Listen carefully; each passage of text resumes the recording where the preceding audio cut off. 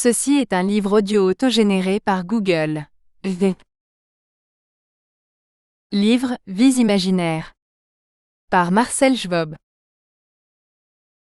Préface.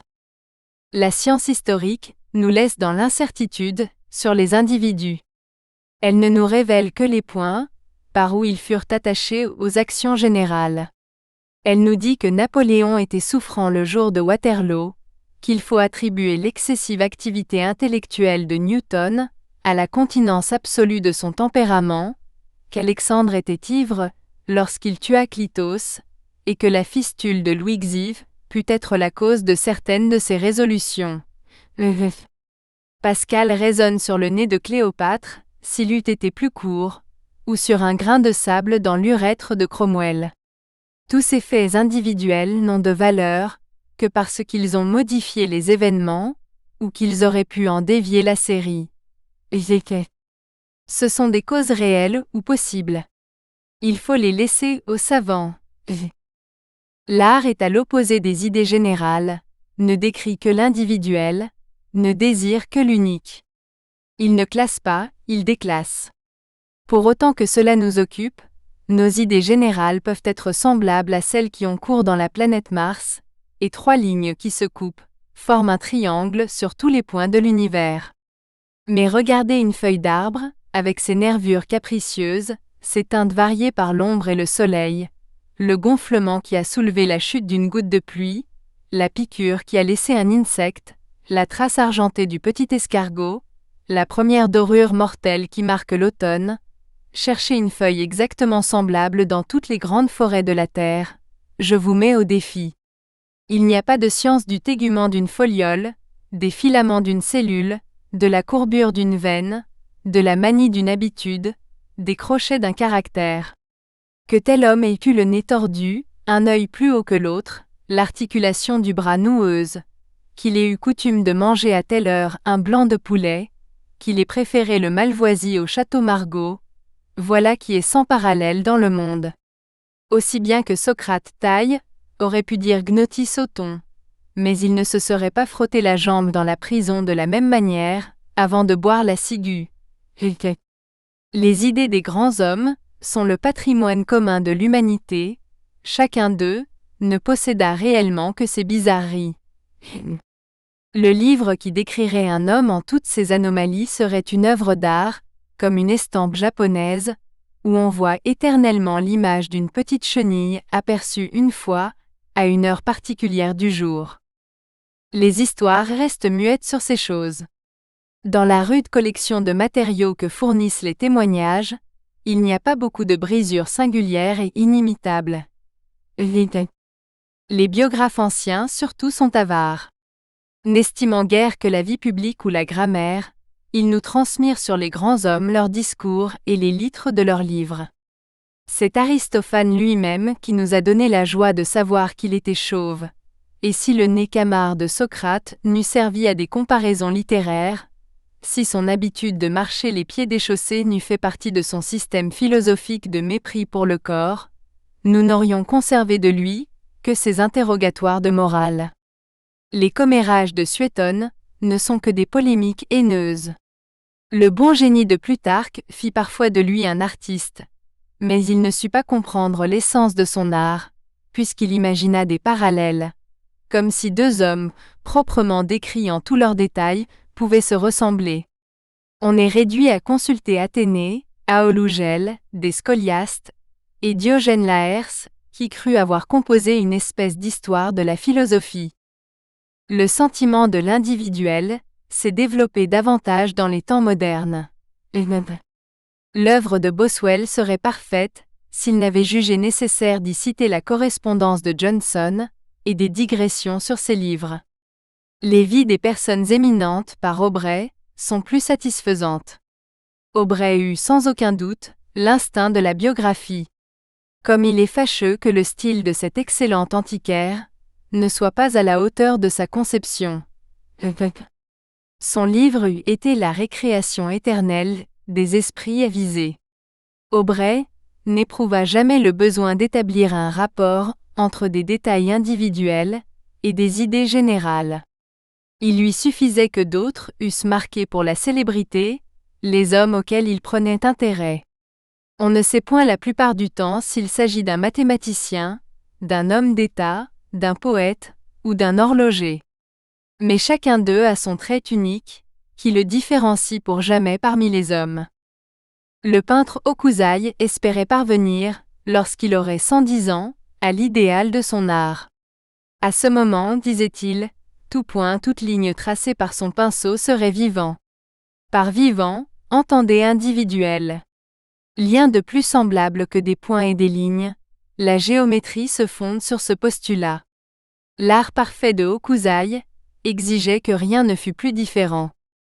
Ainsi, l'idéal du biographe serait de différencier infiniment l'aspect de deux philosophes qui ont inventé à peu près la même métaphysique. Voilà pourquoi Aubrey, qui s'attache uniquement aux hommes, n'atteint pas la perfection, puisqu'il n'a pas su accomplir la miraculeuse transformation qu'espérait Hokusai, de la ressemblance en la diversité. Mais Aubrey n'était pas parvenu à l'âge de 110 ans.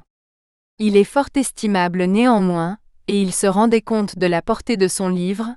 Je me souviens, dit-il, dans sa préface à Anthony Wood, d'un mot du général Lambert, That the best of men are but men at the best, ce dont vous trouverez divers exemples dans cette rude et hâtive collection. Aussi ces arcanes ne devront-ils être exposés au jour, que dans environ 30 ans. Il convient en effet que l'auteur et les personnages, semblables à des nèfles, soient pourris auparavant. On pourrait découvrir chez les prédécesseurs d'Aubrey quelques rudiments de son art.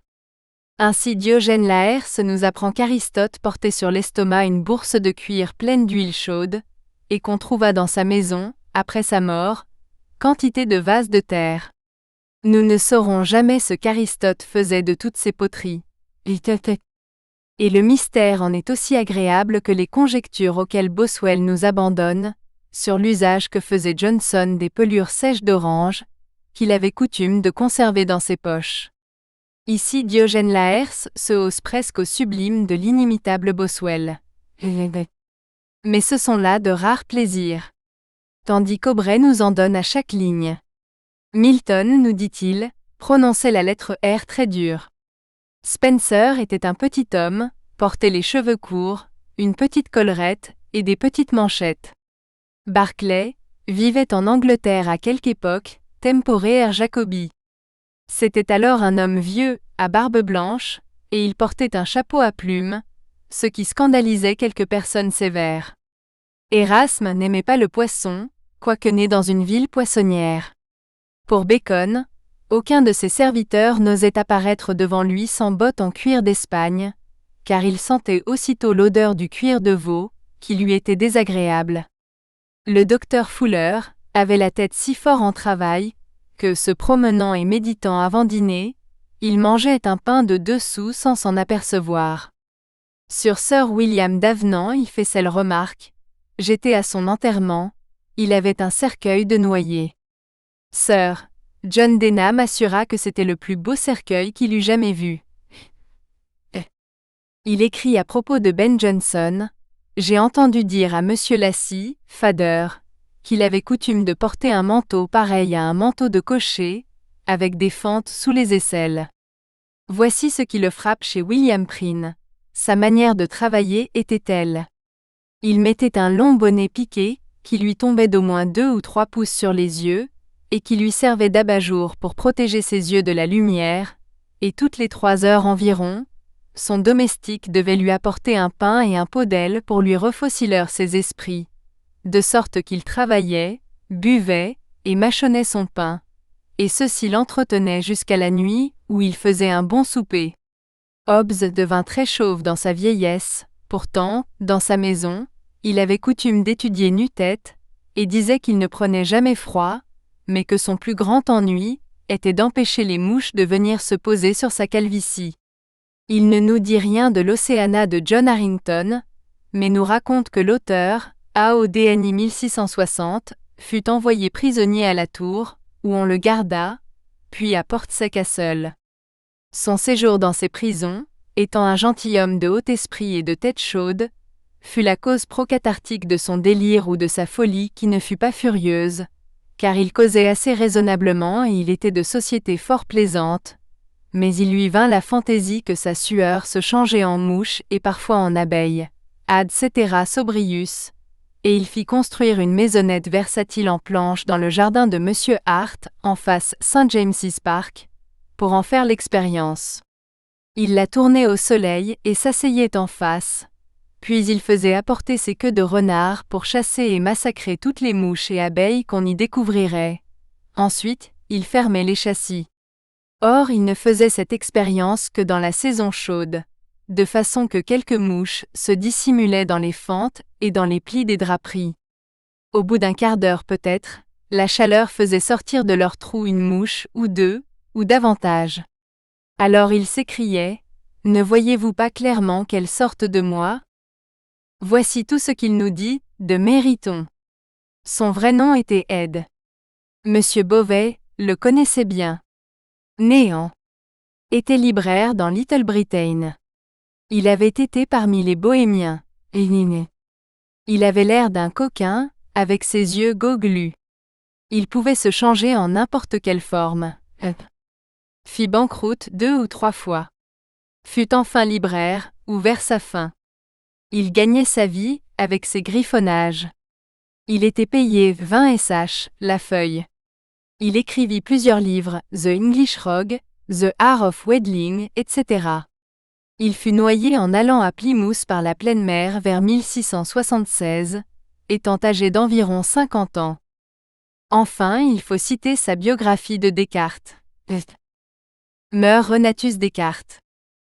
Nobilis Gallus, Peroni Dominus, Summus Mathematicus et Philosophus, Natus Turonum, Pridi Calendas April 1596. Donatus Olmier, Calendie Februari, 1650. Je trouve cette inscription sous son portrait par C.V. Dallène. Comment il passa son temps en sa jeunesse, et par quelle méthode il devint si savant, il le raconte au monde, en son traité intitulé « De la méthode ». La Société de Jésus se glorifie que l'ordre ait eu l'honneur de son éducation. Il vécut plusieurs années à Egmont, près La Haye, d'où il data plusieurs de ses livres. C'était un homme trop sage pour s'encombrer d'une femme, mais étant homme, il avait les désirs et appétits d'un homme. Il entretenait donc une belle femme de bonnes conditions qu'il aimait, et dont il eut quelques enfants, je crois 2 ou 3. Il serait fort surprenant qu'issus des reins d'un tel père, ils n'eussent point reçu une belle éducation. Il était si éminemment savant que tous les savants lui rendaient visite, et beaucoup d'entre eux le priaient de leur montrer ses d'instruments. À cette époque, la science mathématique était fortement liée à la connaissance des instruments, et ainsi que le disait Sir H.S. à la pratique des tours. Alors il tirait un petit tiroir sous la table, et leur montrait un compas dont l'une des branches était cassée, et puis, pour règle, il se servait d'une feuille de papier pliée en double. Il est clair qu'Aubrey a eu la conscience parfaite de son travail. Ne croyez pas qu'il ait méconnu la valeur des idées philosophiques de Descartes ou de Hobbes. Ce n'est pas là ce qui l'intéressait. Il nous dit fort bien que Descartes lui-même a exposé sa méthode au monde. Il n'ignore pas que Harvey découvrit la circulation du sang, mais il préfère noter que ce grand homme passait ses insomnies à se promener en chemise, qu'il avait une mauvaise écriture, et que les plus célèbres médecins de Londres n'auraient pas donné 6 sous d'une de ses ordonnances. Il est sûr de nous avoir éclairé sur Francis Bacon, lorsqu'il nous a expliqué qu'il avait l'œil vif et délicat, couleur noisette, et pareil à l'œil d'une vipère. Mais ce n'est pas un aussi grand artiste que Holbein. Il ne s'est pas fixé pour l'éternité un individu par ses traits spéciaux, sur un fond de ressemblance avec l'idéal. Il donne la vie à un œil, au nez, à la jambe, à la moue de ses modèles, il ne sait pas animer la figure. Le vieil Hokusai voyait bien qu'il fallait parvenir à rendre individuel ce qu'il y a de plus général. Aubrey n'a pas eu la même pénétration. Si le livre de Boswell tenait en 10 pages, ce serait l'œuvre d'art attendue.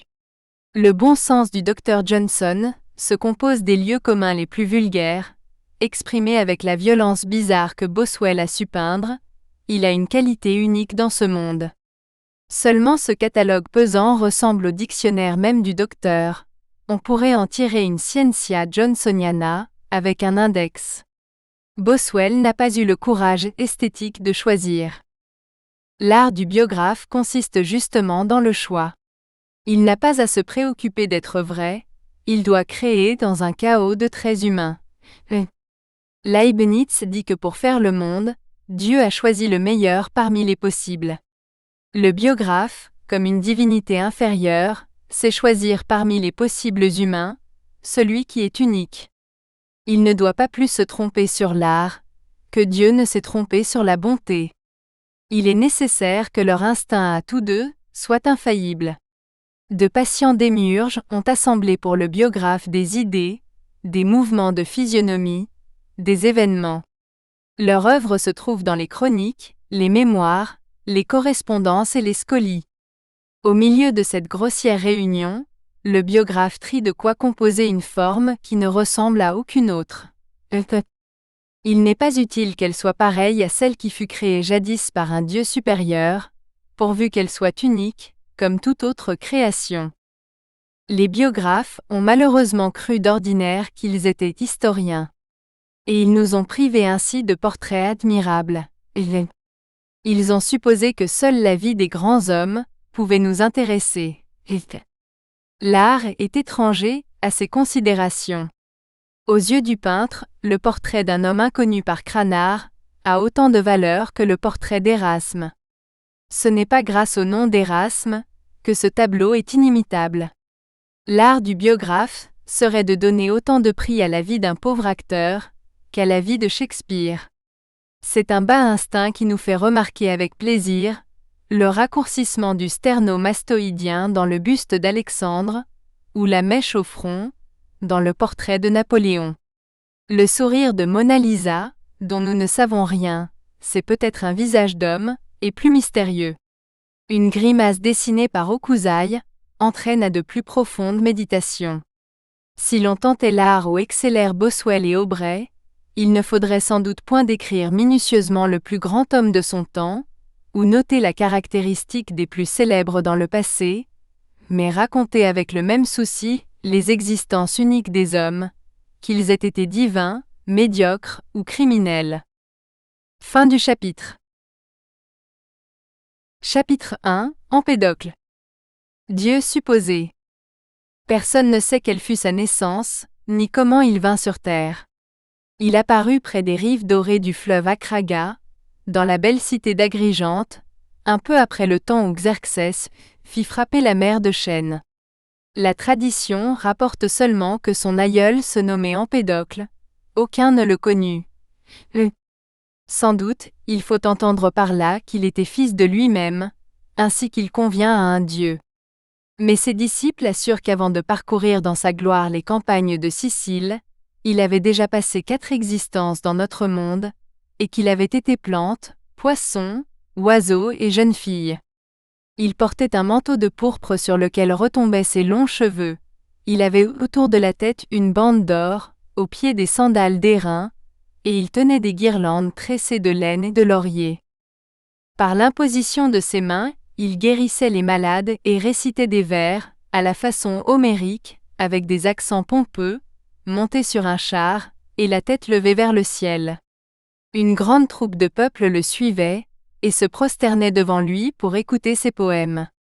Sous le ciel pur qui éclaire les blés, les hommes venaient de toutes parts vers Empédocle, leurs bras chargés d'offrandes. Il les tenait béants en leur chantant la voûte divine, faite de cristal, la masse de feu que nous nommons soleil, et l'amour qui contient tout, semblable à une vaste sphère. Tous les êtres, disait-il, ne sont que des morceaux disjoints de cette sphère d'amour où s'insinua la haine. Et ce que nous appelons amour, c'est le désir de nous unir et de nous fondre et de nous confondre, ainsi que nous étions jadis, au sein du Dieu globulaire que la discorde a rompu. Il invoquait le jour où la sphère divine se gonflerait, après toutes les transformations des âmes. Car le monde que nous connaissons est l'œuvre de la haine, et sa dissolution sera l'œuvre de l'amour. Ainsi il chantait par les villes et par les champs, et ses sandales d'airain venues de Laconie tintaient à ses pieds, et devant lui sonnaient des cymbales. Cependant de la gueule de Etna jaillissait une colonne de fumée noire, qui jetait son ombre sur la Sicile. Semblable à un roi du ciel, Empédocle était roulé dans la pourpre et ceint d'or, tandis que les pythagoriciens se traînaient dans leurs minces tuniques de lin, avec des chaussures faites de papyros. On disait qu'ils savaient faire disparaître la chassis, dissoudre les tumeurs, et tirer les douleurs des membres. On le suppliait de faire cesser les pluies et les ouragans. Il conjura les tempêtes sur un cercle de collines. À Sélinonte, il chassa la fièvre, en faisant déverser 2 fleuves dans le lit d'un 3e. Et les habitants de Sélinonte... Nous espérons que vous avez apprécié cet aperçu. Pour continuer à écouter ce livre audio sur Google Play Livres, utilisez le lien dans la description de la vidéo.